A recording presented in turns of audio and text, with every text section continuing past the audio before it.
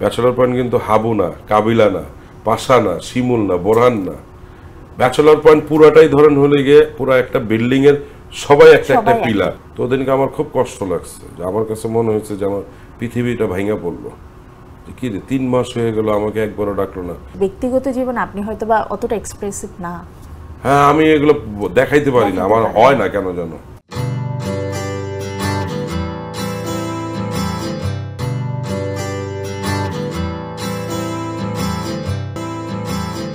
সুপ্রিয় দর্শক, আপনাদের সবাইকে স্বাগত জানাচ্ছি সারা লাইফস্টাইল প্রেজেন্স বাংলাদেশ প্রতিদিন ডিজিটাল প্ল্যাটফর্মের নিয়মিত আয়োজন তারার সাথে আজকের আয়োজনে।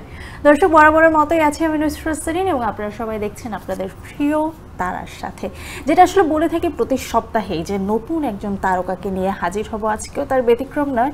আজকে আপনাদের আমার খুবই ভীষণ পছন্দের একজন মানুষ আছেন, যার আসলে একটা নাম, প্রত্যেকটা মানুষেরই তো নাম রয়েছে, কিন্তু তার নামটা দিয়ে না এখন আর আমরা তাকে চিনি না। তার যে অন স্ক্রিন নাম, ক্যামেরার সামনে তাকে আমরা যেই নামে দেখে থাকি, চিনে থাকি, ওই নামেই তিনি বাংলাদেশের বাহিরে তুমুল জনপ্রিয়।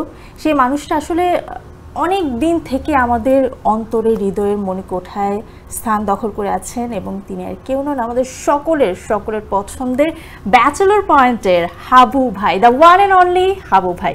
হাবু ভাই কেমন আছেন? ভালো আছে, কিন্তু হাবু ভাই তো নাটকের নাম। আপনাকে আমার মনে হয় যে চাষি আলম বললে কেউ চিনবে না, হাবু ভাই বললেই বাংলাদেশের টেকনাফ থেকে তেঁতুলিয়া অথবা বাংলাদেশের বাহিরে নিউ ইয়র্ক বলেন, অস্ট্রেলিয়া বলেন বা যে কোনো দেশে এই একটা নামে পরিচিত আপনি। বাংলাদেশের বাইরে চিনে কিনা যায় না, বাংলাদেশের কিছু মানুষ আমার নাম চেঞ্জ করে ফেলছে পুরোপুরি। চাষি আলম থেকে এখন হাবু ভাই হয়ে গেছে। হাবু ভাই, আমিও এসে আপনাকে শুরুতেই বলছিলাম হাবু ভাই বলে সম্বোধন করছিলাম। কেমন লাগে আসলে ভাইয়া এই যে নিজের নামটাকে সম্পূর্ণই চেঞ্জ করে দিয়েছে মানুষ, অডিয়েন্স, মানে এটা আসলে কতটুকু ভালো লাগা কাজ করে বা কেমন লাগে? ভালো লাগে, কারণ এটা আমি মনে করি এটা আমার আল্লাহর রহমত। আল্লাহ আমাকে এটা দিছে বহন করার জন্য। বাদ বাকি একটু কতদিন পারি দেখি, আল্লাহ যেদিন উঠায় নিবে শেষ হয়ে যাবে। এই নামের বিড়ম্বনায় আসলে কেমন পড়তে হয়েছে? নামের বিড়ম্বনায় পড়ি না, কারণ সবাই হাবু ভাই হিসেবেই জানে, কারণ মানুষের মনের ভিতরে ঢুকতে পারছি হয়তো, যার কারণে আমার আসল নামটা যে চাষি আলম এটা বাদ হয়ে গেছে, হাবু ভাই হিসেবেই করে। এটা নামের বিড়ম্বনার কিছু নাই, কারণ আমি প্রথমেই বলছি কিন্তু যেটা আল্লাহর অশেষ রহমত। কারণ দেখেন আমি অনেক বছরই কাজ করি, আল্লাহ আমাকে অনেক শেষ সময় এসে এটা দিছে, আল্লাহ বুঝে শুনেই দিছে যে না, ও এখন এটা বহন করতে পারবে। আমিও চেষ্টা করতেছি এই খ্যাতিটাকে বহন করার জন্য। সবচেয়ে বেশি কোথায় এক্সপোজ হন? স্পেসিফিক নাই, সব জায়গাতেই। আচ্ছা, আল্লাহ ওইভাবেই দিয়ে দিছে যে সব জায়গাতেই তোমাকে থাকতে হবে। এমন কোনো মজার ঘটনা আছে যেটা আজকে আমাদের সঙ্গে শেয়ার করতে চান অডিয়েন্সের সঙ্গে বা ফ্যানদের সঙ্গে? মজার ঘটনা আর কি আছে, মানে সবকিছুই তো মজার। আমার তো বললামই তো যে আমার নামটাই চেঞ্জ হয়ে গেছে, এটাই তো সবচেয়ে বড় মজার বিষয়। মানে ওরকম কোনো এক্সপেরিয়েন্স আসলে বলার মতো করতে পারতেছি না, মানে এই মুহূর্তে হয়তো বা মনে আসছে না। হাবু ভাই বা কোনটা বলে আপনাকে আজকে ডাকবো, সম্বোধন করবো, হাবু ভাই আর চাষি ভাই? হাবু ভাই হলো নাটকের একটা ক্যারেক্টারের নাম, আর চাষি আলম তো এটা আমার বাবার আকিকা দেয়া নাম। ওকে।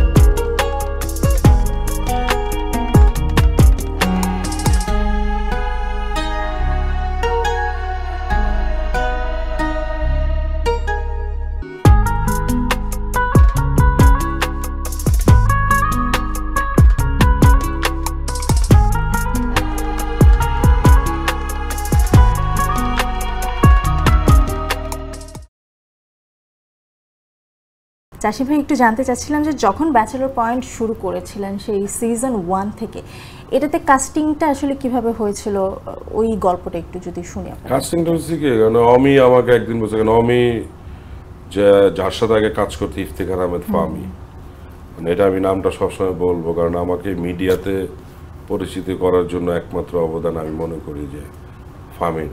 এটা আল্লাহ ফামিকে বলছে, মানে হয় না কোনো একটা কিছু করতে একটা উসিলা লাগে। তো ইফতেখার আহমেদ ফামি আমাকে নাটকে বেশি করাইছে। আচ্ছা, ফামিরই এডি হইলে আবার অমি, কাজল আরিফিন অমি। ফামি মিডিয়ার মানুষজনের কাছে আমাকে চিনানোর ব্যবস্থা করছে, মাস পিপলের কাছে নিয়ে গেছে হলে অমি। তো একবার বললো যে আমি একটা সিরিজ করব, তো এই সিরিজটাতে তোমাকে কাস্টিং নিছি আমি। ঠিক আছে। তো বলতেছে ক্যারেক্টার কিন্তু এরকম। এটা তো কি আমি পারবো, কারণ আমার গেট আপ, আমার চেহারা টেহারা তো ওইরকম না। বলে দেখি, ইনশাল্লাহ আমি চেষ্টা করি, তুমিও চেষ্টা করো, হয়ে যাবে আশা করি। এই করতে করতে করতে করতে তো এখন পর্যন্ত আমরা সিজন 5-এ চলে আসছি। সিজন 5-এর অলরেডি 16টা এপিসোড চলে গেছে আমাদের। বাদ বাকিটুকু এখন কিভাবে কি হয় এখনো বলতে পারি না। যেমনটা আসলে এই 5টা সিজনের ধারাবাহিকতা, আমরা আসলে সবসময় শুভকামনা জানাবো যে বাকি আরো অনেক সিজন হোক, এই একই জনপ্রিয়তা, একই ধারাবাহিকতা যেন বজায় রাখতে পারেন। শিশু থেকে শুরু করে বড় বৃদ্ধ সবাই আপনাদের সিরিজ দেখছে, সমান তালে এনজয় করছে। যখন প্রথম শুরু করেছিলেন চাষি ভাই, তখন কি মনে হয়েছিল যে এই চরিত্রটা বা এই সিরিজটা এত জনপ্রিয়তা পেতে পারে কখনো? না, আমরা আসলে কেউ জানি না যে এটা কি হবে, কারণ আমাদের প্রথম যখন আমরা সিজন 1 করি, আমাদের অনেক মানে বাজেট কম ছিল, আমাদের জায়গাও কম ছিল। আমাদের এমনও হয়েছে যে একদিন শুটিংয়ে আমরা সবাই ফ্লোরের আশেপাশে বসে রয়েছি, মেকআপ রুমে বসার কোনো জায়গা নাই, লাগেজ রাখার জায়গা নাই। কারণ ছোট্ট একটা মেকআপ রুম ছিল, লাগেজ রাখবে না আর্টিস্ট বসবে, মানে খুব কষ্ট হইতো। আস্তে আস্তে আস্তে আস্তে এই পর্যন্ত আসছি। অবশ্যই আমি বারে একটা কথাই বলি যে আল্লাহ চাইছে দেখে আমরা এই পর্যন্ত আসতে পারছি, নিঃসন্দেহে। এবং আমি যতদূর শুনেছি, আমি জানি না আমি ভুল করছি কিনা, যে বর্তমানে সিজন 5-এ এসে আপনাদের পার এপিসোডের বাজেট প্রায় 40 to 50 লাখের কাছাকাছি। না 40-50 না, 14-15 মতো হইতে পারে। মানে এখানে অনেক কিছুর ব্যাপার আছে, তো অনেক মানে টেকনিক্যাল অনেক কিছু ইউজ হচ্ছে, যার কারণে হয়তো বাজেট বেড়ে গেছে। এটাই মানে জনপ্রিয়তাটাও কোথায় দেখেন চাষি ভাই, যেটা বলছিলেন যে শুরুর দিকে ছোট্ট একটা রুম থেকে শুরু, আজকে পার এপিসোডের বাজেট প্রায় 15 লাখের মতো। সো বিশাল একটা অ্যাচিভমেন্ট আমি বলবো। অবশ্যই এখানে আমরা যারা আছে ব্যাচেলর পয়েন্টে, যারা আর্টিস্ট আছে, এটাকে ওন করে, যেটা আমার নিজের। তো যার কারণে, কারণ আমাদের টিম লিডার আমি সবসময় কমান্ডার বলি, কমান্ডার আসলে কমান্ডারের মতোই, কারণ ওর অনেক ইচ্ছা এটা যে আমি একটা ভালো কিছু করব, আর ওর নিজের কাজের সাথে সবসময় চ্যালেঞ্জ করে যে একটা কাজ চলে গেল, পরবর্তী কাজটা আবার আরো ভালো করতে হবে। তো ওইটার কারণে আমাদের যে টিম, আমরা টিমটাও ওইভাবে হয়ে গেছে যে না, আমাদের চ্যালেঞ্জ নিতে হবে যে পরবর্তী একটা প্রোডাকশনের জন্য যে আমরা কি করব, এবং প্ল্যানিংটা ওরকম করে থাকে। কারণ আমরা খুব সময় নিয়ে কাজ করি। দেখেন আগে আমরা সিরিজের পার ডে আমাদের 14-15টা সিন করতে হইতো, এখন আমরা পার ডে ম্যাক্সিমাম সিন করি 4টা। সারাদিনে 4টা সিন হয়, মানে একটা সিনের আগে কিন্তু আমাদের 2 ঘন্টার মতো আমরা রিহার্সাল করি।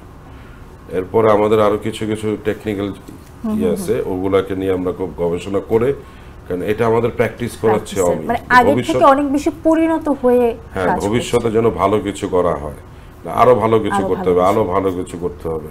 এটা অমির অনেক বড় একটা অবদান আছে, যে না আমাদেরকে থাকতে হবে ওইভাবেই কাজ করতে হবে, কারণ আমাদের দর্শক জনপ্রিয়তা অনেক। এখন দেখেন একটা জনপ্রিয়তা পাওয়ার পরেও যদি পরবর্তীতে যদি আবার একটা ভালো কাজ না করি, তখন দর্শক কিন্তু যে কোনো মুহূর্তে ফেলে দিবে, এই প্রোডাকশন ভালো হয় নাই, বাদ দাও। তো আমির এই চ্যালেঞ্জটা খুব বেশি, যার কারণে আমরা ওইটা চ্যালেঞ্জ নিয়ে নিই, এবং সেটার দারুণ ইমপ্লিমেন্ট আপনারা অন স্ক্রিনে দিয়েছেন, করেছেন, এই কারণে এখনো পর্যন্ত এটা ধরে রাখতে পেরেছেন ইনশাআল্লাহ। চাষি ভাই, যেহেতু পুরনো কথাই বলছিলাম, পুরনো স্মৃতিতে আরেকটু ফিরে যাই। আপনার একদম প্রথম কাজ, যেটা প্রথম নাটক, মনে আছে সেটার কথা? প্রথম নাটকের না, এটা মনে নেই, অনেক আগে তো। আচ্ছা, আমি একটা মানে ক্যামেরার সামনে প্রথম দাঁড়িয়েছিলাম 21 টিভি, তখন প্রথম আসছে। আমার বন্ধু একটা প্রোগ্রাম করতো, তো আমাকে বলছে যে তুই একটু দাঁড়া। আমি বলছি আমি এগুলো পারবো না। কি হিসেবে সেখানে দাঁড়িয়েছিলেন? ওইটা মানে কি যে ওই যে দর্শকদের ইয়া নেয় যে ওরকম আচ্ছা একটা আচ্ছা, দর্শকদের রিয়াকশন interview ছিল। হ্যাঁ, আচ্ছা, reaction, রাস্তা দিয়ে হ্যাঁ, যাচ্ছিলাম, ওরকম একটা রিয়াকশন নেওয়া। আচ্ছা আমার খুব ভয় লাগছিল যে না এটা কি পারবো কিনা, হাত পা কাঁপতেছিল। পরে আমার বন্ধু বললো যে না ভয়ের কিছু নেই, তুই বলে যা, তুই মনে কর সামনে কিছুই নেই, আমি দাঁড়ায় আছি। তো ওইটা থেকে আস্তে আস্তে ক্যামেরা আসা। বাট আমি মিডিয়াতে অনেক বছর ধরে, কিন্তু ক্যামেরার সামনে কাজ করার মতো তখন সৌভাগ্য হয় না। আস্তে আস্তে আস্তে আস্তে করে এই পর্যন্ত আসছি। প্রথম তো মানে টেলিভিশন চ্যানেল থেকে শুরু হলো, পরবর্তীতে কি ভাইয়া নাটক দিয়ে শুরু? হ্যাঁ, নাটক দিয়ে শুরু হলো। এখন বলা যায় যে চাষী আলম ভাইয়ের নামের সঙ্গে সবচেয়ে বেশি যে নামটা জড়িত সেটা হচ্ছে ব্যাচেলর পয়েন্ট। তার আগে, ব্যাচেলর পয়েন্টের আগে আপনার কাছে প্রত্যেকটা মানুষেরই তার করা প্রত্যেকটা কাজই নিজের চাইল্ডের মতো, সন্তানের মতো। বাট আপনার কি স্পেসিফিক কোনো কাজের কথা মনে আছে? হ্যাঁ, আমি এর আগে ফার্মের একটা কাজ করতাম 50-50। ওইটাতে যখন কাস্টিং করে তার আগে আমাকে ফার্মি বলছিল যে আমি ভাই একটা কাজ করতেছি, তোমাকে ওখানে কাস্টিংয়ে রাখবো, তুমি কাজ করবে। ঠিক আছে, আমি আশায় রয়েছি, তখন নতুন নতুন কাজ করি, তো এখন আর হয় না। হঠাৎ করে একদিন ওর এডির সাথে দেখা হয়েছে, আর একটা এডি, তখন আমি জয়েন করে নাই। তা আমাকে বলতেছে ভাই কেমন আছেন? ভালো।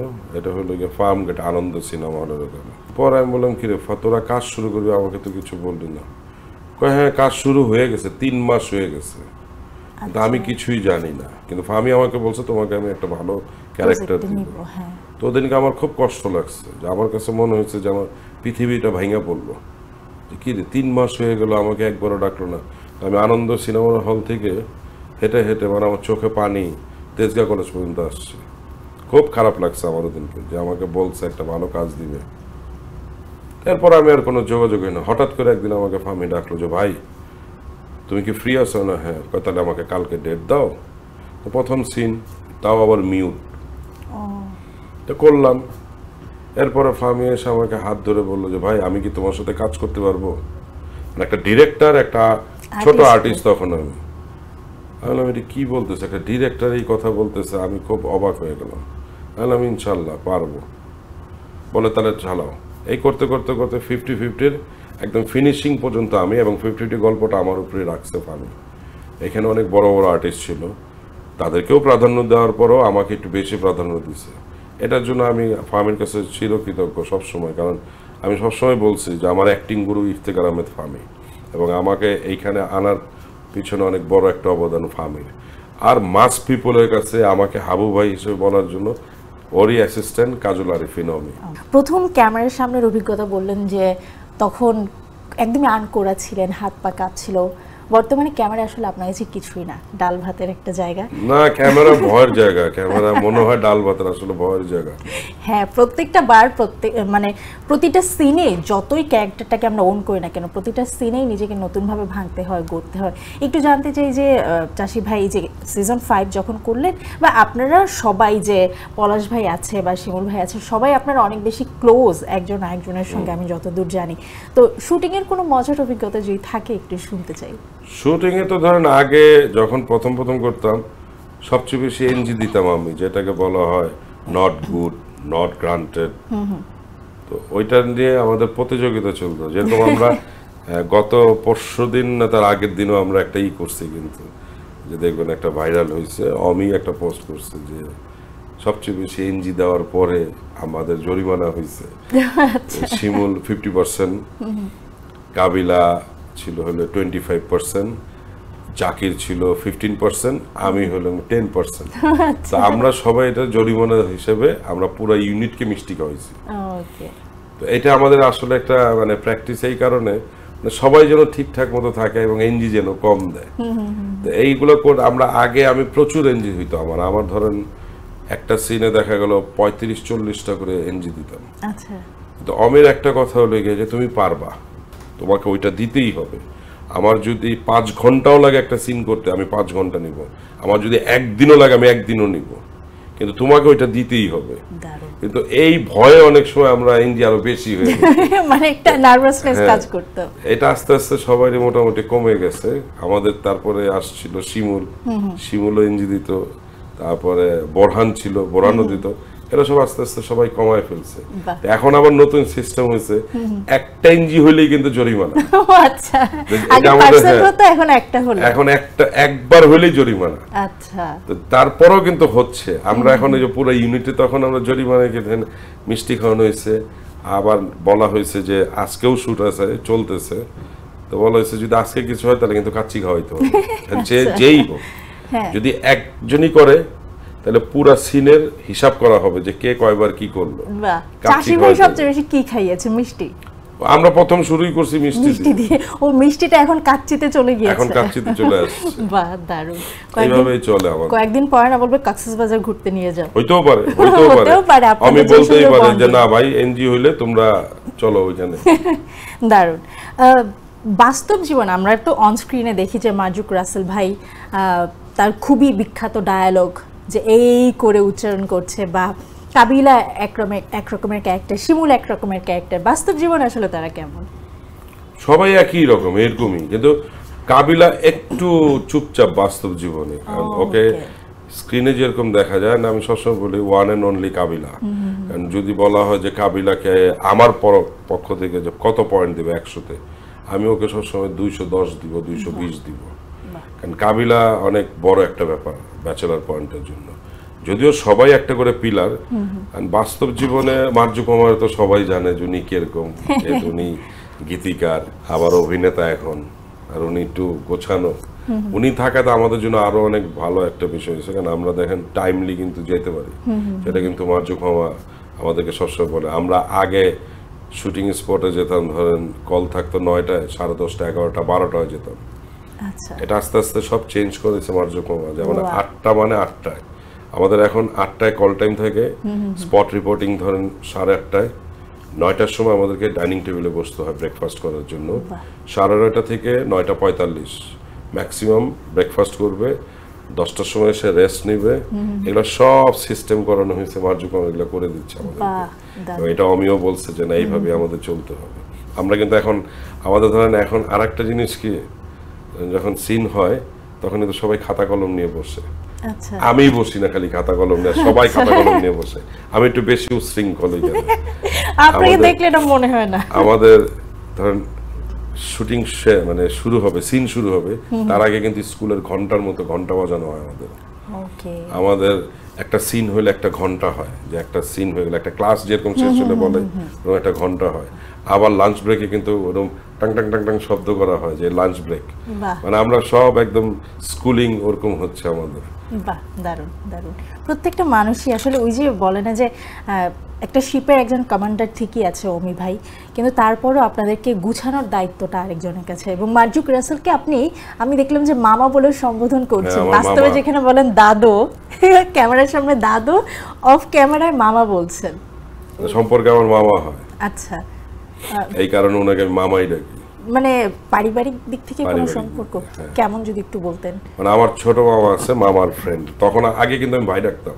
আচ্ছা, পরে যখন জানতে পারছি এখন মামা, পরে যখন জানতে পারছি যে আমার মামার ফ্রেন্ড, তারপর থেকেই মামা ডাকি। আচ্ছা, দারুণ। আমরা কিন্তু এটা জানতাম না, ক্যামেরার সামনে যেখানে দাদু বলে সম্বোধন করেন। আর শিমুলের ক্যারেক্টার বা শিমুল সম্পর্কে একটু জানতে চাই। শিমুল তো এখন মানে অনেক চঞ্চল, তো এখনো কিন্তু একটু বয়স কম, তো আস্তে আস্তে একটু কমে যাচ্ছে ম্যাচুরিটি, একটু আসছে, একটু চুপচাপ থাকে। আগে কিন্তু খালি ছটফট করতো, মানে অন ক্যামেরা যেমন ছিল বাস্তবেও তেমন। আচ্ছা, আর আগে তো আমাদের চিফ এডি ছিল, তো এখন তো আর চিফ এডি নাই, এখন তো আর্টিস্ট পুরা দমে। এখন একটু রিজার্ভ হয়ে গেছে, চুপচাপ থাকে। আচ্ছা, এখন মানে ওকে আমি বলি সবসময় যে তুই একটু দূরে দূরে থাকিস কেন, সবচেয়ে বেশি বলে মার্জুক ওমর, এই তুই আমার পাশে বস, এইভাবে না এইভাবে করবি। আমাদের শুটিং বললাম না যে আমরা সারাদিনে 4টা সিন করি, বাকি কিন্তু সবকিছুই কিন্তু ব্রেন স্টর্মিং করা হয়, দুষ্টামি করা হয়, রিহার্সেল করা হয়, সবকিছু মিলে কিন্তু আমাদের একটা সিনের জন্য প্রায় 3 ঘন্টা 3.5 ঘন্টা লেগে যায়। এই জন্যই আমরা ক্যামেরার সামনে এত নিখুঁত কাজ, নিখুঁত কিনা জানি, আমরা চেষ্টা করতেছি নিখুঁত করার জন্য। এবং আমাদের বললাম তো যে কমান্ডার চেষ্টা করতেছে যে ভালো কিছু করার জন্য।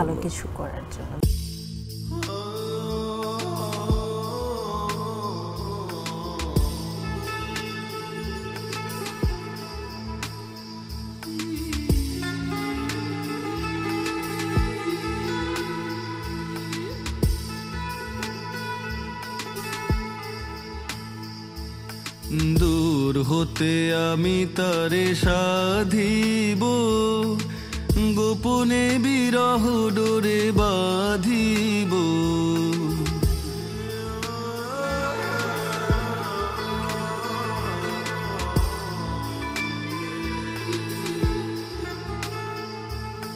বাঁধন বিহীন সে যে বাঁধন অকারণ, মায়া বন বিহারিণী,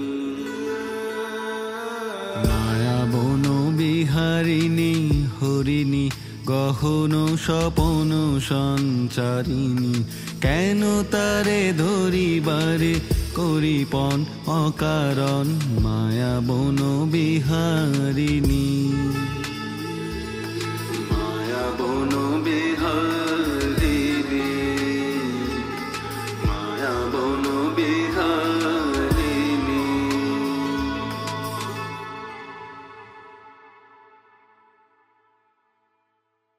দারুণ। এবং একটা জিনিস আমি একটু খেয়াল করলাম এবারের সিজনে, আগের সিজনগুলো চাষি ভাই যেটা হয়েছে যে আপনারা ঢাকায় করেছেন, ঢাকার বাহিরে করেছেন, সিজন 5টা দেখলাম একেবারেই ইনডোরে করেছেন। এটা কি মানে এই যে পাবলিকের যে একটা আগ্রহ বা ভালোবাসার শুটিং সেটে চলে যাওয়া? অপেক্ষা করেন না, দেখি কি করা যায়। ও আচ্ছা, আরো তো অনেক এপিসোড আছে এখনো, মনে করেন মাত্র তো 16টা গেল, এরপরে তো আরো আছে। আমি দেখার সময় বলছিলাম যে এবারের সিজনগুলো প্রথম দিকে যেগুলো ইনডোরে করা, এটা কি মানে শুটিং এর সময় অনেক বেশি চাপ ছিল ওই ধরনের কিছু কিনা? তার মানে টুইস্ট কিছু একটা আছে। শুটিং এর চাপ তো ইনডোর আউটডোর সব জায়গাতেই থাকে, দেখি কি হয়, সামনে কিছু আসে কিনা। তার মানে একটা টুইস্ট আছে, দেখি আল্লাহ। আপনাদের টিমের একজন আছেন এই মুহূর্তে নিউ ইয়র্কে, বা বলা যায় যে ভাই একেবারেই চলে গিয়েছেন, তাকে আসলে কতটুকু মিস করেছেন এবারের শুটিং এ? শুনুন, আমরা সবাইকেই মিস করি, কারণ আমরা তো সবসময় বলে আসছি ব্যাচেলর পয়েন্ট কিন্তু একক না, ব্যাচেলর পয়েন্ট কিন্তু হাবু না, কাবিলা না, পাশা না, শিমুল না, বোরহান না। ব্যাচেলর পয়েন্ট পুরাটাই ধরেন হলে গিয়ে পুরো একটা বিল্ডিং এর সবাই একটা একটা পিলার। হ্যাঁ, বিল্ডিং এর মালিক হলে গিয়ে কাজল আরিফিন নবী, পুরো বিল্ডিংটার মালিক, জমিটার মালিক, ঠিক আছে? আমরা সবাইকেই মিস করি, আর একটা পিলার সরে গেলে কিন্তু বিল্ডিং এটা নড়াচড়া করে। আমরা ওটা ফিল করতেছি যে আমাদের একজন আর্টিস্ট বাইরে আছে, একজন না দুইজন আর্টিস্ট। আমাদের শুভ ও তো কানাডায় আছে বাস্তবে, আবার নাটকে কিন্তু আবার কানাডাতেই আছে। হ্যাঁ, শুধু ইভানা আমাদের নিউ ইয়র্কে আছে। ইভানা তো এমনিতেই আগে থেকে সিজন 4-এ আমাদের থেকে ছুটে গেছে, যে দেখানো হয়েছে যে ও হসপিটালে। এখন দেখি কি হয়, এটা ডিরেক্টর জানে কি করবে না করবে। একটু তো একটা প্রশ্ন তো রাখতেই হয়, নয়তো আমাকে অডিয়েন্স গালমন্দ করবে, সেটা হচ্ছে রোকেয়াটা কে, কবে আনবেন এটা সামনে?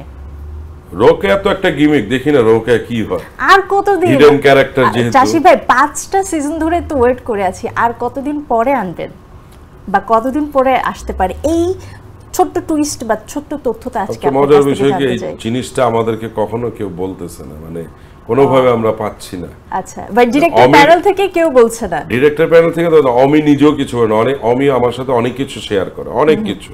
কারণ আমার সাথে একটা রকম শেয়ার আছে, মার্চুকুমার সাথে একরকম শেয়ার আছে, কাবিলার সাথে একটা রকম শেয়ার আছে, তারপরও আমার কাছে অনেক কিছু জানায়। এই জিনিসটা ভুলেও কখনো কাউকে কিছু বলে নাই যে কি হবে না হবে, মানে তিনি মুখে কুলু পেটে রেখেছেন। আমরাও আবার বলছি ঠিক আছে থাকি না, দেখি কি হয়। আচ্ছা আচ্ছা, আমরা আশা করি যে খুব শীঘ্রই যেন আমরা রোকেয়াকে দেখতে পাই কাবিলার সাথে। ঠিক আছে। তো যদি জিজ্ঞেস করি যে বিগ স্ক্রিন বা সিঙ্গেল স্ক্রিন, সিনেমা নাকি নাটক, চাষি ভাইয়ের কোনটাতে বেশি কমফোর্ট কাজ করে? কাজ সবগুলোতে আমার কাছে ভালো লাগে। সিনেমা করলেও যেই কষ্ট, নাটকেও সেই কষ্ট, মানে যে কোনো কাজই করলে কষ্ট আছে, যে কোনো কাজের প্রাপ্তিটা আবার আলাদা। সব জায়গাতে ভালো আমি মনে করি। এখন আমাকে যদি বলে সিনেমা করতে, যদি ব্যাটে বলে মিলে যাওয়ার পরে ডিরেক্টর বলে যে না আপনাকে আমরা কাস্টিং এ নিলাম, করব, ভালো কিছু হলে তো অবশ্যই করব। এই নাটক, সিনেমা, গল্প নিয়ে অনেকক্ষণ কথা হলো, এবার একটু আমি বাস্তব জীবনের চাষি ভাইয়ের কাছে ফিরে যেতে চাই। ভাবি কেমন আছে? নাটক সিনেমা কি অবস্থা সবই নাকি? ওইটা একটু অন ক্যামেরা একটু অফ ক্যামেরা যদি জানতে চাই। আমরা সবাই যেই দিন আমরা গত বছরই তো যখন আমরা চাষি ভাইয়ের বিয়ের খবর 23-এ বিয়ের খবরটা যখন আমরা জানলাম, প্রত্যেকটা মানুষের গুড উইশেস ছিল, প্রত্যেকটা মানুষ অন্তরের অন্তঃস্থল থেকে ভালো কিছু চেয়েছে, ভালো প্রার্থনা করেছে, বেস্ট উইশেস জানিয়েছে। সো 2 বছর হয়ে গেল চাষি ভাই, কেমন চলছে ভাবির সঙ্গে? ভালো, আলহামদুলিল্লাহ, ভালোই চলছে। এই মুহূর্তে তো নতুন আরেকটা পরিচয়। এতদিন হাবু ভাই অন ক্যামেরায় ছিল সিঙ্গেল, 23 থেকে সে অফ ক্যামেরার মিঙ্গেল, এবং বর্তমানে আরো একটা পরিচয়, তিনি বাবা হয়েছে। এই জীবনটা আসলে কেমন ভাবে উপভোগ করছে? ভালো, আলহামদুলিল্লাহ। আমার পিচ্ছি তো 1 বছর হয়ে গেল। 1 বছর হয়েছে। জুলাই মাসের 11 তারিখে 1 বছর হয়েছে। ভালোই লাগে। সকালে ধরেন বেরোনোর সময় সে আমাকে একটু আটকা রাখতে চায়। যেন বের এটা না আগে শুনছি সবার কাছে, সব বাবারাই বলতো যে বেরোতে দিবে না। দিবে না। এটা আস্তে আস্তে এখন আরো বেশি হয়ে গেছে। আচ্ছা। এবং বেরোতে গেলেই আটকা রাখতে চায়, কিন্তু কিছুই করবে না। ছোট মানুষ তো বুঝেও না, খালি ওর কথা লোকের চোখের আড়াল হইলেই যেন একটু ঝামেলা। চোখের সামনে থাকলে কিন্তু চুপচাপ। এমনিতে কিন্তু আমার সাথে, মানে আমি কালকে রাতেও আমি বলতেছিলাম আমার মারে যে আমি ধরলেই আমার কাছে খালি মশামশি করে থাকতে চায় না, আমার ভয় লাগে কখন হাতে ব্যথা পাইলো না ঘাড়ে ব্যথা পাইলো। কিন্তু ওকে নিচে রাখলে আবার সেই একই আপনার অবস্থা। কাছে চলে আসবে। হ্যাঁ, ওর মার কাছে আমার কাছে কিন্তু থাকতে চায় না। ওর কথা হলো সামনে থাকতে হবে, মানে আপনাকে দেখলেই ও শান্তি। হ্যাঁ, দুইজনকেই থাকতে হবে সামনে। আচ্ছা। তো এগুলো তো আগে শুনছি সব বাবাদের কাছে, এখন নিজে বুঝতেছি যে আসলে বিষয়টা কিরকম। এটা আসলে বলার মতো না যে এটা কিভাবে বলবো। অদ্ভুত একটা অনুভূতি, তাই না চাষি? হ্যাঁ। দারুণ। একটা ছোট্ট মানুষকে মানে জন্মের পর থেকে হতে দেখছেন, বড় হতে দেখছেন, যে জিনিসটা আপনার এত বছরে এই অনুভূতিটা কখনো ফিল করা হয়নি। অনুভূতি তো আগে করি নাই, এখন আর অনুভূতি এখন হইলো না। এগুলো বলার মতো না, মানে এগুলো কিভাবে এক্সপোজ করবো যে অনুভূতিটা আসলে কি, এটার কোনো এক্সপোজ করার মতো আমার কাছে ওরকম কোনো মানে ক্ষমতা নাই বলার। মানে এটা অন্যরকম। দারুণ। আমরা মানে অনেকেই বলে যে কেমন লাগতেছে, এখন কেমন লাগতেছে এটা কিভাবে বুঝাবো? আমার কি ব্যথা লাগতেছে না আমার আনন্দ লাগতেছে না কষ্ট, এগুলো বোঝানো যায় না। ধরেন আপনার শরীরে ব্যথাটা আপনি খালি বলতেছেন ব্যথাটা কিরকম সেটা কিন্তু আপনি বলতে পারবেন না। বুঝানো সম্ভব। ওইটা হয়তো আমরা কিছু কারণে বলি যে টনটনে ব্যথা করতেছে, চিনচিন ব্যথা করতেছে, কিন্তু চিনচিন ব্যথাটা কেমন, এই ব্যথাটা কি, এটা কেউ বুঝাইতে এটা পারবে না। আসলে ব্যাখ্যা করার মতো। বলে না যে বুকে অনেক কষ্ট, কিন্তু কষ্টটা কিভাবে এটা বলার মতো কোনো ওয়ে নাই। মানে ওইটা নিজেকেই মনে করতে হবে যে এই কষ্টটা এরকম। এটা আসলে আমরা হয়তো বা এই মুহূর্তে বুঝবো না চাষি ভাই, যখন আপনার জায়গায় আমরা থাকবো আমরাও হয়তো সেম জিনিসটা ফিল করতে পারবো। এই মুহূর্তে আমিও বুঝতে পারছি না। আনন্দটা কিন্তু এরকমই, আনন্দ কষ্ট দুইটাই একই রকম। এগুলো না বলা যায় না, বলা যায় না। ওটা দেখানো যায় যে এরকম এরকম হইতে পারে, কিন্তু এর থেকে অনেক বেশি আনন্দটাও অনেক বেশি থাকে, কষ্টটাও বেশি থাকে, এটা বলা যায় না। একটু জানতে চাই যে হাবু ভাইয়ের ফ্যাশন সেন্স নিয়ে সবাই অনেক কথা বলে, যে সবাই কি বলে অন ক্যামেরায় যে হাবু ভাইয়ের ফ্যাশন সেন্স একই রকম, একটা ট্রাউজার পরছে, একটা টি শার্ট পরছে। ব্যক্তিগত জীবনে হাবু ভাই বা চাষি ভাই কতটুকু ফ্যাশনেবল? এটা তো আমি বলতে পারবো না, এটা দর্শক বলবে। দর্শক তো আপনাকে অফ ক্যামেরায় সবসময় দেখে না, অন স্ক্রিনে সবচেয়ে বেশি না দেখে আমাকে, কারণ আমি কিন্তু এরকম লুকায় চলি না। আমি সব জায়গায় বিচরণ আমার। আমি নিজে কিন্তু বাজার করি, আমি ধরেন শপিং করতে গেলেও নিজে করি। আমি ধরেন এই যে বৈশাখী মেলা টেলা হয়, আমি একা একাই ঘুরি, দেখি। মানে আমি একা ঘুরি আমার কারণে। কারণ ধরেন বন্ধু বান্ধবের সাথে ঘুরলে হয় কি, মেলা টেলায় এ বলবে এদিকে যাই, ও বলবো ওদিকে যাই, কিছু একটা খাইতে গেলে বলবো ধর আমার এটা ভালো লাগে না, তখন খাওয়াও হয় না। তো এর জন্য একা থাকি আমি কিন্তু সব জায়গায় ঘোরাফেরা করি। অনেকে বলতে পারে যে আপনি মনে হয় একটু আলাদা থাকেন, আমার এগুলো পছন্দ না, কারণ আমি সব জায়গায় চলি। তারাই আমাকে বলবে যে আমার ফ্যাশনটা কিরকম, আমি কিরকম ভাবে চলা। আপনি কি করেন নরমালি বাসা থেকে যখনই বের হন, শুটিং যেদিন থাকে না ওইদিন কি ধরনের ড্রেস পরতে পছন্দ করেন? কি ধরনের প্যান্ট শার্ট জুতা পরে আর কি। আমার মনে হয় আমার সামনে, হ্যাঁ, লুঙ্গি পরে বাজারে গিয়েছেন? লুঙ্গিটা আমি পরতে পারি না, লুঙ্গিটা আমার জন্য খুব ডিফিকাল্ট। আমার বাবা বলছিল যে লুঙ্গি পরতে পারবি না, তো লুঙ্গি পরবে। আচ্ছা, দারুণ। লুঙ্গি নিয়ে মজার কোনো অভিজ্ঞতা আছে? না, লুঙ্গি তো পরি না। কিভাবে? নাটকেও আমি যখন লুঙ্গির পরে আমার খুব কষ্ট হয়। অনেক সময় দেখালো বেল্ট লাগাই, তাহলে গিট দিয়ে তুই দেখবেন লুঙ্গি উঠা একটু এরকম হয়ে থাকে, উঁচা নিচে থাকে। হ্যাঁ, দারুণ। ব্যক্তিগত জীবনে চাষি ভাই কি নিজের রূপচর্চা বা ফিটনেস নিয়ে আসলে কতটুকু ভাবে? না, আমি ফিটনেস না, যদি ফিটনেস হতো তাহলে এত বড় ভুঁড়ি থাকতো না। ফিটনেস আমি কখনো ভাবিনি। ভাবি কি কখনো এটা নিয়ে কিছু বলেছে? বলছে, বলে এই 2 বছরে মনে করেন ত্যাগতো যে না এত বড় পেট নিয়ে আর কিছু বলবো না। প্রথম কি বলেছিল যে ডায়েট করো বা জিমে যাবে? এরকম তো বলে যে একটু, এখনো বলে, আমার মাও বলে, আমার বোনরাও বলে, ভাইও বলে যে একটু ফিট থাকলে কেমন ভালো লাগে না সবার। আমি ধর এটা হইলেই হইলো, এত ফিটনেস দিয়ে কি হবে। এবং আমার মনে হয় আপনার এই স্পেশাল ফিচারটাই চাষি ভাই আপনাকে আমাদের চোখে স্পেশাল করে তুলেছে। স্পেশাল ফিচার বলতে কি বোঝায়? মানে যেটা আসলে ভাবি আপনাকে বলে থাকে যে তুমি ফিট হও বা অন্যরকম ভাবে ফ্যামিলির বললে স্পেশাল, বাইরে কেউ বললে স্পেশাল। আচ্ছা, আমরা বললে স্পেশাল। মানে জানতে চাচ্ছিলাম যে মানে ভাবির দৃষ্টিকোণে যেটা ওভারওয়েট, যেটা আপনাকে বলে থাকে, ওই জিনিসটার কি আপনাকে অন ক্যামেরায় বেশি স্পেশাল করে তুলেছে আমাদের কাছে? যে হাবু ভাই অন্যরকম একটা ট্রাউজার পরছে, একটা টি শার্ট পরছে, কিচেনে যে বেলুন পিড়ি দিয়ে রুটি বানাচ্ছে, এটাকে অন্যরকম করে তুলেছে বাকি সবার থেকে। হইতে পারে এরকম। সো আমার বলা যায় যে এই দিক থেকে আপনি ব্লেসডই আছেন। বেস্ট কিনা জানি না, এখন আমি কোনো কিছুই বলতে পারবো না যে আমি বেস্ট। আমি আমার জায়গাতে আছি, আমি মনে করি। বাহ, দারুণ। প্রিয় খাবার কি চাষি সবকিছু। ভাই? মানে এরপরও পছন্দের তো একটা কিছু আছে। হালাল যে কোনো খাবারই আমার পছন্দ। ভাত বেশি পছন্দ ভাত। নাকি চাইনিজ? ভাত না, ভাত চাইনিজ আবার কি? চাইনিজ চাইনিজ খাবার আমি কুইজিনের খেতে যে পারবো খাবার, বলেন এই দেশে? যেটা কুইজিন তো আলাদা থাকে, ইটালিয়ান কুইজিন আছে, চাইনিজ কুইজিন আছে। হাবু ভাই না, না, বাংলা ভাত, খাবারই ভাত, পছন্দ। বাঙালি মানুষ। ইন্ডিয়ান কুইজিন যেটা, বাঙালি মানুষ বাঙালি খাবার সব, ভাত কি দিয়ে খেতে বেশি ভালো লাগে? সবকিছুই, তবে একটু করলা ভাজিটা বেশি পছন্দ। ও আচ্ছা, কিন্তু আপনি তো বাস্তব জীবনে তিতা না। কই, আমি বাস্তব জীবনে অনেক তিতা। আমাকে দেখা যায় আমি খুব চুপচাপ, কিন্তু আমি অনেক মানে রাগী, কিন্তু আমার বাস্তব জীবনে আমি অনেক রাগ। সবচেয়ে বেশি রাগ দেখিয়েছেন জীবনে কার উপরে? সবার উপর, আমার বন্ধু বান্ধবের উপর রাগ থাকে, আমার বাসার ফ্যামিলির ভাই বোনের উপর রাগ আছে, রাগের আমার বউর উপর রাগ আছে। ও আচ্ছা, রাগের সর্বোচ্চ প্রতিফলন কি ছিল? মারধর করেছেন রাগ উঠে? না, মারামারি করি নাই, মারামারি অভ্যাসটা আমার নাই। আমার বাবাও বলছে মারামারি করা যাবে না। আচ্ছা, রাগ আছে রাগের জায়গায়। তো হারুন ভাই একটা মারামারি। টিপস দেন তো আজকে, যে বাস্তব জীবনে যখন চাষি ভাই রাগবে, কি করলে তার রাগটা কমবে? এটা কেউ বলতে পারবে না। আপনি তো জানেন, আমি তো জানি আমার রাগ উঠলে কি করলে আমার রাগ ঠান্ডা হবে। আমি জানি না আপনারটা কি করলে জানেন না। ঠান্ডা হবে। আমি মনে করি যে রাগ বেশি হয়ে গেলে আমি আল্লাহ আল্লাহ করতে থাকি, আল্লাহ আমাকে ঠান্ডা করে দেয়। আচ্ছা, শুটিং এ সবচেয়ে বেশি কোন খাবার খাওয়া হয়, পছন্দ করা হয়? ভাত? সব খাবারই যেইটা আছে সেটাই খাই আমি, আচ্ছা, সবই খাই আমি। ওকে। ঘুরতে কেমন লাগে? ঘুরতে ভালো লাগে। কোনো সবচেয়ে পছন্দের জায়গা যদি জানতে চাই, বাংলাদেশে বা বাংলাদেশের বাহিরে? গেলাম একটা জায়গায়, ও মাই গড খুব সুন্দর, মানে আমার কাছে সবই, কারণ আল্লাহ তাআলার প্রকৃতির উপরে সব, আর কিছু নাই। যে প্রকৃতি সুন্দর, পাহাড় বলেন, সমুদ্র বলেন, মরুভূমি তো আর আমাদের এখানে নাই, ওই দেখার সৌভাগ্য এখনো হয়নি।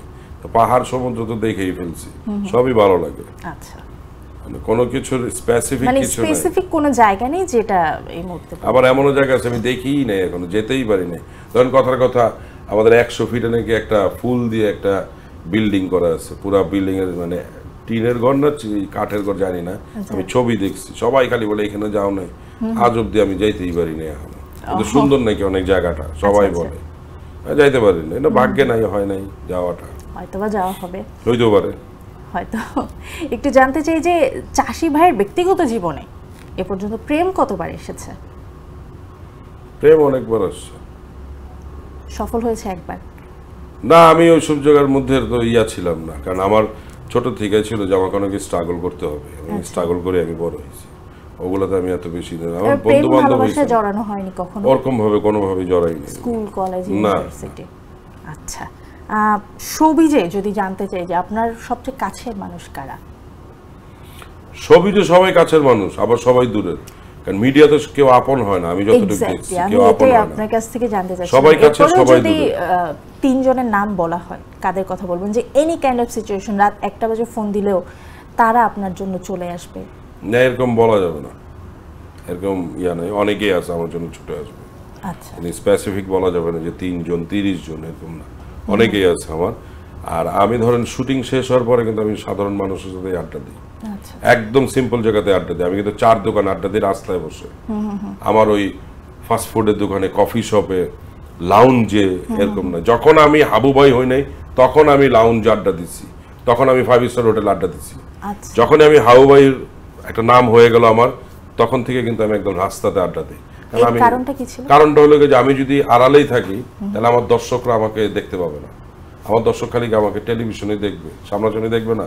তাদেরকে একটা আশা নাই, আমার সাথে কথা বলে তাদের ইচ্ছা হয় না। আমি তো আসার সময় এখানে দাঁড়িয়ে রয়েছি, তখন রিক্সাওয়ালাও আমাকে ডাকতেছে, তো এটা তো আমার, আর ওরা তো এমবি খরচ করে দেখেই করছে, আমাকে চিনে, তো ওদেরও তো একটা অধিকার আছে আমার সাথে কথা বলার। এই স্ট্র্যাটেজি কিন্তু কেউ ফলো করে না, আপনাকেই দেখলাম একদমই ভিন্ন। না, কেন ফলো করে না? করে, অনেকেই করে, বললেন যে- আছে, অনেকেই আছে, কিন্তু এটা আমরা বলতে পারি না। হয়তো হাবু ভাই, আমরা চাই আপনি এখন যেমন আছেন তেমনই থাকেন বাস্তব জীবনেও। একটু জানতে চাই যে কখনো সম্পর্ক বা ভুল বুঝাবুঝি নিয়ে বিতর্কে জড়িয়েছেন কারোর সাথে? বিতর্ক তো হয়, ধরেন এটা নিয়ে শুটিং সেটে। হ্যাঁ, ওটা তো তর্ক হয়, ওটা মানে যুক্তি ঝগড়া দিয়ে। করেছেন? হ্যাঁ, ঝগড়া হয়। আমার সাথে অমিরই কত ঝগড়া হয়েছে, কিন্তু অমির চুপ থাকে। আচ্ছা। অমির এইটা লেগে সবচেয়ে খারাপ গুণ, যে অমির রাগে না। আমার কাছে মনে হয় এটাই খারাপ গুণ, অমি কখনোই রাগে না, কোনোদিনই রাগলেই রাগে তো না। তখন আরো বেশি তর্ক বিতর্ক, তখন আরো বেড়ে বেশি যায়। জিদ উঠে যায় আমার, হ্যাঁ। তো ও চুপচাপ থাকে, ও আচ্ছা, ও চুপচাপই থাকে। আমার তো মনে হয় এটাই ঠিক আছে, নয়তো তো মারামারি লেগে ওটা যাবে। ঠিক আছে, হয়তো আমারটা ঠিক নাই, ঠিক আছে, কিন্তু আমার কাছে মনে হয় এটাই আমারটাই ঠিক, কারণ আমি তো চেতে যাচ্ছি, কারণ এটাই আমার কাছে ঠিক তখন। আচ্ছা, একটু জানতে চাই যে এই পর্যন্ত অনেক ধরনের চরিত্রে কাজ করেছেন, প্রত্যেকটাই তো আরেকটা থেকে আলাদা ছিল, ভিন্ন ছিল। সামনে এমন কোনো প্ল্যানিং আছে চাষি ভাই যে এই ধরনের চরিত্রে কাজ করতে চান যেটা এখনো পর্যন্ত করা হয়নি? অবশ্যই চাই।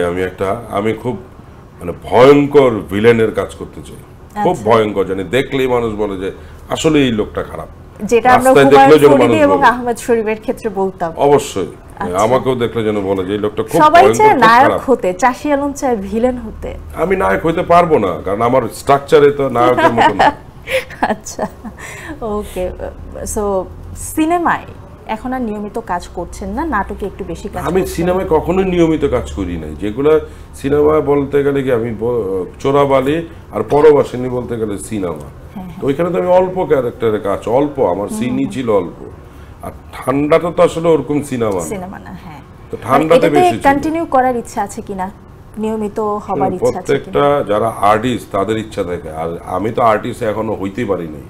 আমার ইচ্ছা আছে যে ছবি করার, কিন্তু যদি ব্যাটে বলা হয়, ডিরেক্টররা যদি মনে করে যে না, একে দিয়ে আমি এই চাষি ক্যারেক্টারটা ভাইকে করাবো, দিয়ে দুর্দান্ত একটা দুর্ধর্ষ একটা ভিলেন বানানো যাবে, তখনই তাহলে হয়তো আমরা করতে পারি দেখব। আমি হয়তো। দারুণ। এই যে অনেক দিনের তো অভিজ্ঞতা চাষি ভাই, এখন কি ইচ্ছে হয় যে নিজেই প্রযোজনা করবেন, নিজেই ডিরেকশন দিবেন? না, কোনোদিন ইচ্ছা হয় না, আমি ডিরেকশন দিতে পারবো না। আপনার অভিজ্ঞতার ঝুলি তো অনেক বড়। হোক, কারণ ডিরেকশন দিতে গেলে আমার সাথে লেগে যাবে আর্টিস্টদের সাথে, কারণ আমার রাগ অনেক, প্রচন্ড রাগ। মাইক ঠাইট তো দিবেন না? দিতেও পারি, ওকে, দিতেও পারি। তাহলে একটু রিস্কি বলা আর যায় আমার না। ডিরেকশন দেওয়ার কোনো ইচ্ছাও নেই। আচ্ছা, জীবনের সবচেয়ে বড় আনন্দের সময় কোনটা ছিল এখনো পর্যন্ত চাষি ভাই? আমার কাছে সবকিছু আনন্দের, কারণ আমি কোনো কিছু ওইভাবে নেই নাই। স্পেশাল কোনো কিছুর কথা বলবেন? স্পেশাল কি, ধরেন যদি বলা হয় তাহলে আমাকে বলতে হবে যে আমি বিয়ের পরে যে একটা আনন্দ, আমার বেবিটা হওয়ার পর আনন্দ, এগুলোই আনন্দ। আর সবকিছু আমার কাছে আনন্দ। ধরেন একটা পুরান বন্ধুর সাথে দেখা হলেও কিন্তু একটা আনন্দ লাগে, জানি বাপরে অনেকদিন পরে। যেটা আমি 23-এ বিয়ের পর আগেই, আমি যখন মানে আমার জীবনে একটা বড় দেশে যাওয়ার সৌভাগ্য হয়েছে এখন পর্যন্ত, আমি লন্ডনে গেছিলাম, আমার এক বন্ধুর সাথে দেখা হয়েছে আপনার ধরেন 25-26 বছর পরে। তো ওইটাও আমার কাছে আনন্দ। কিন্তু এখন আনন্দটা তো যদি আমি বলি দোস্ত কেমন, এরকম চড়ায় মরা ধরা, আমার ভিতর থেকে ছিল আলাদা আনন্দ, যে আমার সাথে ওর দেখা হয়েছে, এটা আনন্দ। কিন্তু আমি ওটা এক্সপোজ করতে পারি না, আমার কোনো কিছু আমি বলতে পারি না। হচ্ছে ব্যক্তিগত জীবন, আপনি হয়তো বা অতটা এক্সপ্রেসিভ না। হ্যাঁ, আমি এগুলো দেখাইতে পারি না, আমার হয় না কেন জানো, মানে হয় না যে মানুষ অনেক কিছু আওয়াজ দিয়ে করে, কিন্তু আমি এগুলো পারি না। আমার কাছে মনে হয় এটা কেন হবে। আনন্দ শো করতে পারে না, দুঃখ কি প্রকাশ করতে পারেন? আমি কোনো কিছুই প্রকাশ করতে পারি না, মানে দুঃখটাও আমি প্রকাশ করতে না। আর আমার দুঃখ কিন্তু ওইসব নয় যে ফ্যামিলিগতভাবে, বন্ধুগতভাবে। আমার দুঃখ অন্য আছে, এটা তো বলেই ফেললাম, তাহলে আমি প্রকাশ করতে চাই না। মানুষের জীবনে তো দুঃখ থাকে, অবশ্যই আছে, দুঃখ থাকবে না। এবং আপনি যেটা বললেন যে আমার দুঃখ অন্য, মানে অন্য বলতে আমি ধরেন আমি অনেক কিছু করতে পারি না, যেটা আমার ইচ্ছা আমি পারতেছি না। কারণ আমার ভিতরে যেসব জিনিসগুলো আছে ওগুলো আমি করতে পারি না, ওটা আমার একটা দুঃখ যে আমি পারতেছি না, কেন এটা হচ্ছে না, আল্লাহ আমাকে ওই ক্ষমতা দিচ্ছে না, কাজ করে হয়তো। হ্যাঁ, হতাশা কাজ করে। ব্যক্তিগত জীবন নিয়ে বা সিনেমার ক্যারিয়ার নিয়ে কি এগুলো নিয়ে আমি কখনোই না, এগুলো নিয়ে আমি হতাশাই না। মানুষের জীবন আপস এন্ড ডাউন আছে, মানে আমি একটা ক্যারেক্টার করতে পারলাম না, এইসব হতাশা আমার নাই। কারণ আমি মনে করি যে আল্লাহ আমাকে ওই জায়গাটা বুঝিয়ে শুনেই দিবে। হয়তো আমি ওই ক্যারেক্টারটা করলাম কিন্তু ক্লিক করলো না, তা আমার হতাশা তো আরো বেড়ে যাবে, ঠিক না? তো মানে ক্যারিয়ারের দিক থেকে আপনার মধ্যে সবসময় পজিটিভিটি কাজ করে? পজিটিভ থাকি আমি, আমার চেষ্টা করি আমি পজিটিভ থাকার জন্য। কারণ আমি যদি নাই পাই তা আমি এটা নিয়ে আমি পিছায় যাবো কেন? কারণ আমার হিসাব সব এক কিছুই, উপর আল্লাহ আমাকে বুঝে শুনে টাইমটা দিচ্ছে যে এই টাইমে তুমি এটা করবা, ওই টাইমে ওইটা করবা। এটা তো তার লেখা আছে, উপর থেকে লিখেই দিয়ে আসছে। তা আমি যদি না পাই, এটা আমার হতাশার কিছু নয়, আমার ভাগ্য আসছিল না, এটা কিছু করার নাই আমার। দারুণ। যদি চাষি ভাইকে জিজ্ঞেস করি ক্যারিয়ারের টার্নিং পয়েন্ট কোনটা ছিল? টার্নিং পয়েন্ট তো ধরেন আমি 50-50 থেকে আমি বলবো টার্নিং পয়েন্ট আমার। আচ্ছা, আর এখন তো ব্যাচেলর ঘুরতেছি ব্যাচেলার নিয়ে। আচ্ছা, একদমই শেষ পর্যায়ে চলে এসেছে চাষি ভাই। একটু আপনার সঙ্গে র্যাপিড ফায়ার অপশনে চলে যাই। জাস্ট এক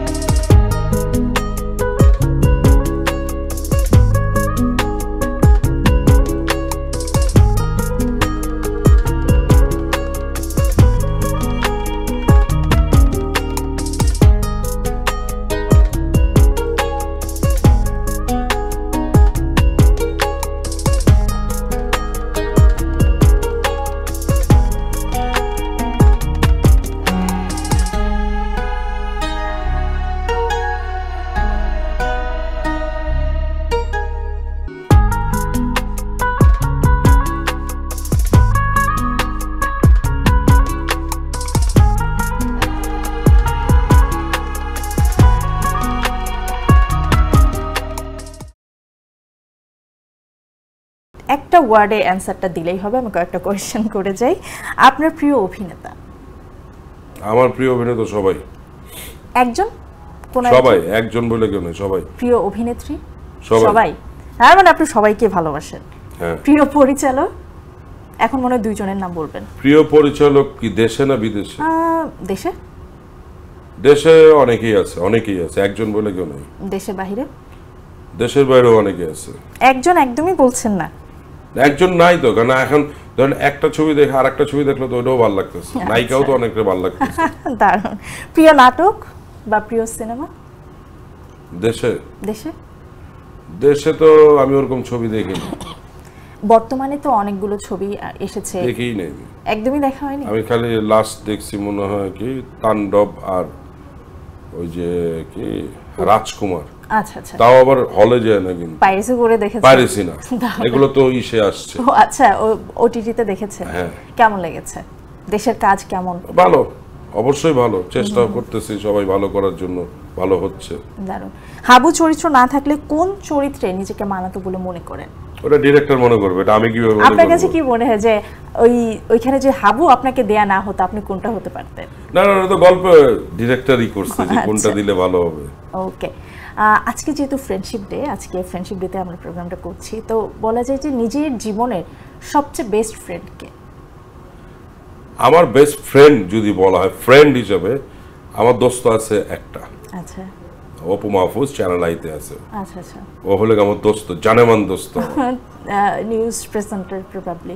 হ্যাঁ, নিউজ প্রেজেন্টার ছিল, এখন তো নিউজ পড়ে না। না, এখন বলছি। এখন অনেক আমার দোস্ত, একদম জানেমান দোস্ত আমার। আচ্ছা। আবার মজার বিষয়, আমার দোস্ত হইলো কিন্তু ওর সাথে আমার যোগাযোগ হয় কম। আচ্ছা। আমার একদম শিরা উপশিরা ওর মুখস্থ, ওরও শিরা উপশিরা আমার মুখস্থ, আমার দোস্ত। কিন্তু সেই বন্ধুর সঙ্গে এখন সবচেয়ে বেশি কাজের খাতিরে হয়তো বা দেখা কম হয়, হ্যাঁ। কাজের ব্যস্ততার জন্য। শুটিং সেটে হাবু ভাইয়ের ওই মুহূর্তে সবচেয়ে বেশি বলা ডায়লগ কোনটা? সবচেয়ে বেশি বলা ডায়লগ তো ধরেন হ্যাঁ আমরা এভাবে কথা বলো কেন, এটা কাবিলাকে বেশি বলা হয়, আর শিমুলকে। শিমুলকে মনে হয় বেশি বলে। হ্যাঁ। একদিনের জন্য আপনি ক্যামেরার হাবু ভাই বাস্তবে হাবু ভাই হয়ে যাবে, এবং সে প্রথম কোন কাজটা করবে? পোশাক টোশাক চেঞ্জ করবেন? কি পরবেন? ওই যে টি শার্ট আর ওই পায়জামা। আচ্ছা, যদি এক কথায় জানতে চাই যে চাষি আলম কে, উত্তরটা কি হবে? চাষি আলম একটা সাধারণ মানুষ। বাহ, দারুণ। থ্যাংক ইউ সো মাচ চাষি ভাই আজকে আমাদের সঙ্গে যুক্ত হবার জন্য। আপনাকেও ধন্যবাদ।